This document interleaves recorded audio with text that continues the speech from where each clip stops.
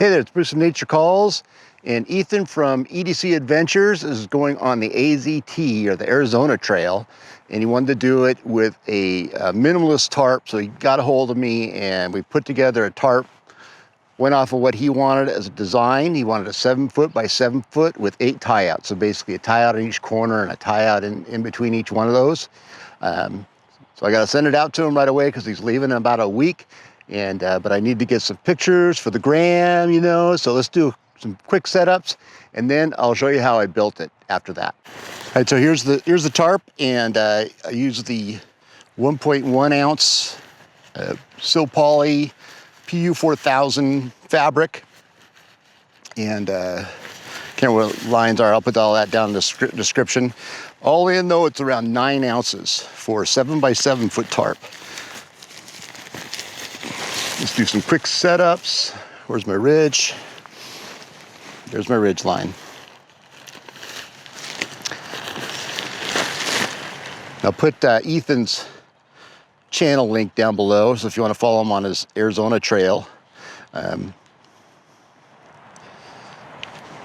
Very cool.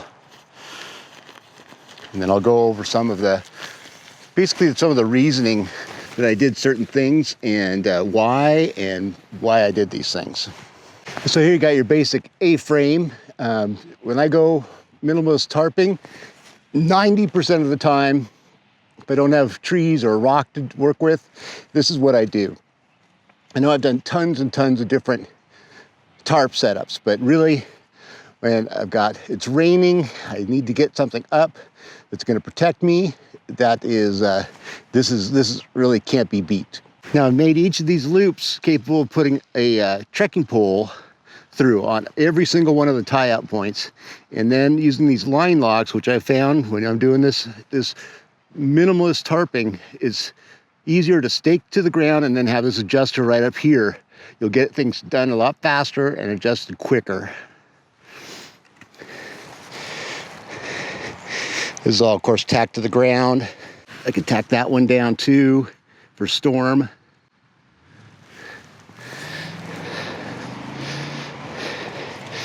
This has plenty of room for you, a dog, and your gear. Here's another one I really like. It's just to lift up one side. You can take a view, especially if you're like on a river or by a lake, but you still have plenty of coverage. So just lift it up a little bit by sticking those stakes out. Another quick one, definitely gives you lots of room, ability to look out. You've got protection on 2 sides. Those tarp clips that I've been getting from Dutchware Gear, if you had one of those, you could pull up the back, or pull out the back and give yourself more room. So you can get these little tarp clips. You can get like the cheap ones at a hardware store, or get the really cool ones from Dutchware Gear. That gives you plenty of room. So if you had 2 people, this would be pretty sweet. Now in reality, the minimalist tarping, this is what I would do. I wouldn't be in an open field by any means at all. I'd try and find protection, try and find a tree, a rock, something. Because when you're under a small tarp, even a big tarp, you just won't set up out in the middle of the field. Never see it done. And I definitely don't look for that. I mean, if you had to, you had to. But you can always find some place to find a little bit of protection. And this is a real easy one. Gives you plenty of room to do all kinds of things. Good protection. So up here, I just basically did kind of like a marlin spike hitch, real quick, through the loop. Boom, boom, boom. Done quick. All right, this is the fabric. It's the 1.1 ounce Sil-Poly PU 4000. It's one of my favorite fabrics for making tarps out of. It's lightweight enough that it's still lightweight. I could have gone a lot lighter, but I feel this is really, it's got the ripstop, it's got the nice silicone sealing. Everything about it is, good high performance lightweight tarp. But you get, I got 6 yards of it, so now I've got to cut it down, and it's going to be a 7 by 7 tarp, so we're going to cut down to 85 inches, which is 7 feet plus an inch for the hem. 2 sections of that. So don't have a lot of room in my house, I'll just come out to the driveway. But this is the jig that I made a while back, and so it'll help me make a nice, I'm gonna mark it, and it's like a big long ruler. So, all right, time to mark it up. All right, a little quick overview. This is just a Kenmore sewing machine, your basic Kenmore. I am thinking about getting a new one. This one isn't that great for going through a ton of webbing, so I'm gonna get one that's a little bit more heavy duty for the webbing aspect. I've got a sharp needle. I think they're called, what are they called?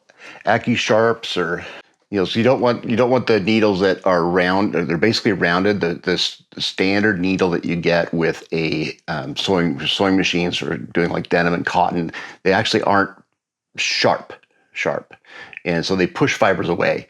What you want for this type of fabric, the ripstop, the nylons, you want a sharp where it'll actually poke a hole. That's what you want. So I've got one of those needles in. This is the Mara 70 Gutermann thread. It's, of course, something that can be outside, has some UV protectant. Got my stitch length set to 8 stitches per inch. Got all my tensions all figured out. If you have any other questions, I've got a whole video on kind of how I do sewing and all that kind of stuff. Not a professionally trained or anything like that. Okay, so we were outside and we cut this beautiful cloth to the 85 inches. So Ethan wants a 7x7 foot tarp. So we've got it cut. 2 pieces are 7 feet long, but to make 7 feet wide, you have to put 2 of them together and then cut them again. So before I cut it again, I'm going to go ahead and do the ridgeline hem. And that's a flat felt, and I'll show you up close how I do that.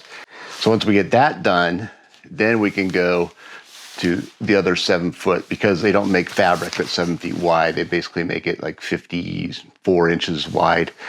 We need 85, so that's why we're going to have to put 2 pieces together. So let me show you up close on this 1.1 ounce silk poly. Okay, so this 1.1 ounce silk poly has a dull side, and then it has that's the dull side, and this is the shiny side.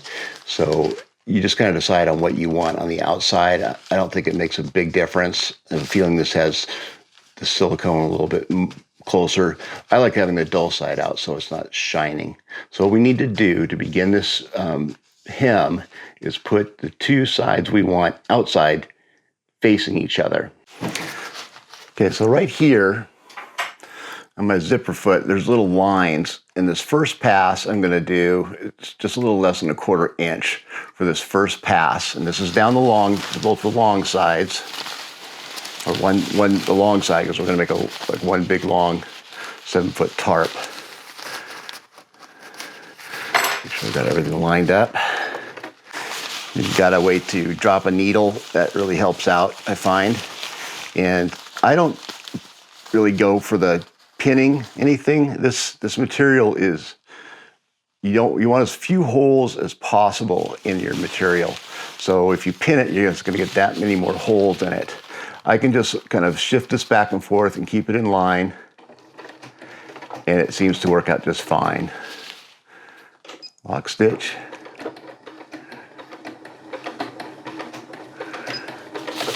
Good. Okay, now I'm just gonna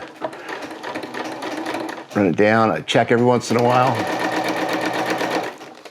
Just gonna check I'm right on target.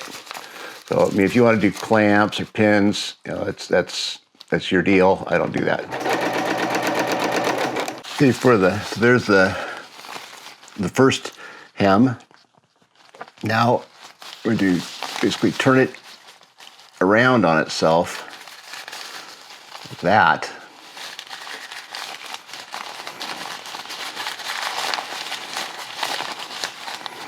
So turn it around on itself, and then I'm going to sew the next spot over on my foot so it sews outside that inner hem just a little bit, and I'm going to do that all the way down. Okay, so now I'll just fold that over. Get it all nicely folded and lined up. I'm not a fast sewer, So I'll just get that all nicely lined up, and then I'll ride it right along this side of my zipper foot, or my sewing machine foot. Just line it up again.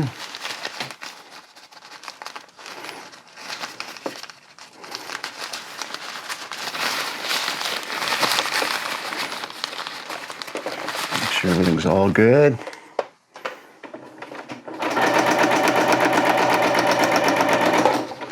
Away I go.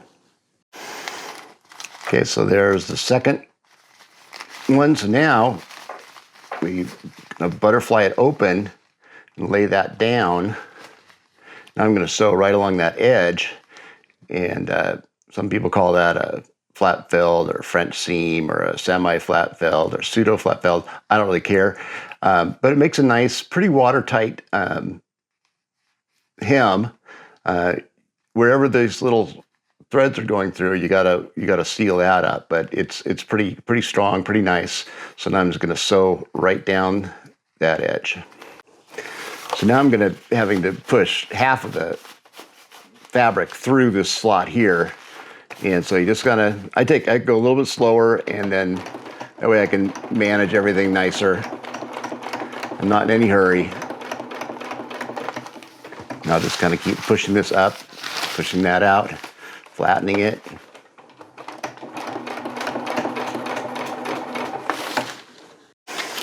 Okay, so here is the end of the seam. So there's the first one we sewed, and then the second one's underneath here. Actually, the first one's underneath here, the second one's right there, and then the third one's the one you can see right there. And so it makes a real strong binding. So now I'm going to trim it down so it's 7 by 7. Now I'm going to make some reinforcements, and we need like 3 of these for this tarp. This is a minimalist tarp.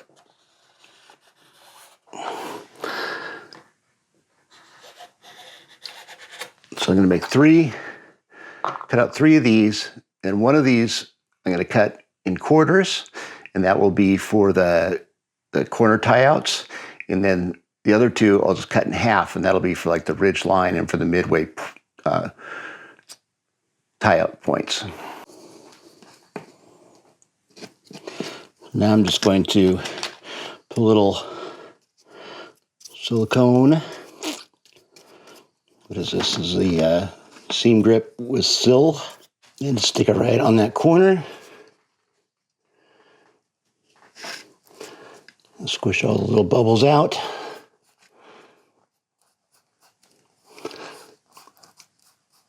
And I'll go around and do that to all the spots where I'm putting reinforcements. And that'll be nice. So I'm also making sure that I'm putting, like this is the shiny side, I'm putting the shiny side to shiny side. So not that I really know that's going to make a big difference, but might as well. I'm going to be using these line locks. You'll see how those work later. But with these minimalist tents, you're going to be using your trekking poles most likely. So we want to have ample stuff to be able to sew in to tie onto the tie out, and then be able to put your trekking pole in. So I'm just going to come up with a kind of a nice set. That looks good. Maybe it's a little bit less. That looks good. So we want it loose enough so we'll be able to put the trekking pole through to set up, have the line lock, not so loose that it's all over the place. And yeah, I think that'll be good right there, and then enough to go on. Okay, now to do my tie outs, do a 5-inch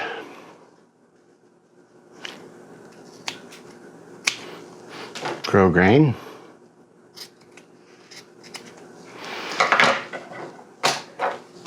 Burn the edges.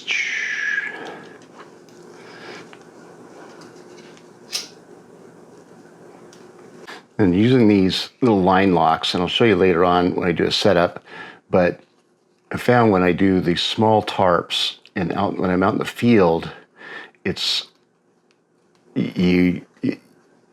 you need to be able to adjust things quickly to get it set up really nicely. And also, I do a spread like that. I'm a sailor. I have sailboats. I have sails, and I know a lot of people just go like that.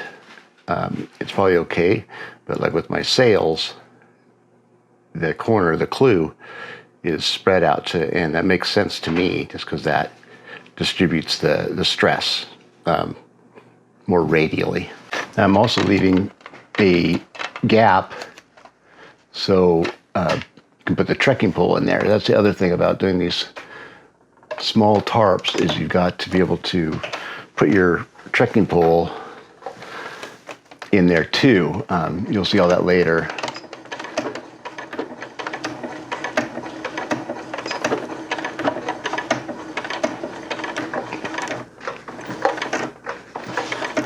More. Just kind of work our way around. I'll go a little ways up.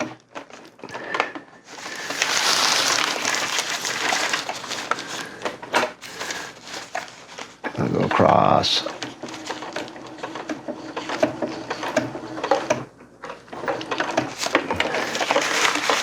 Then I'll go up. So hopefully I'm catching the reinforcement and the webbing or the grosgrain.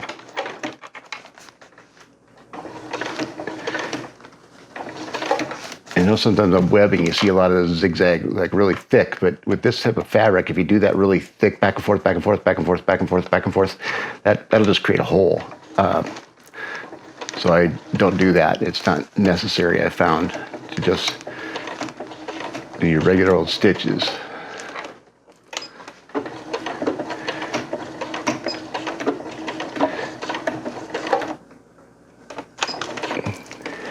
I could go do little X's, things like that. I mean, that's definitely doable. I mean, I could do like that.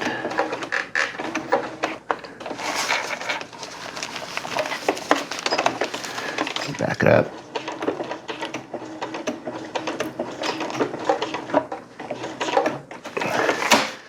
And come back down. I think that just makes a lot more holes than what's necessary, but it can be done. So.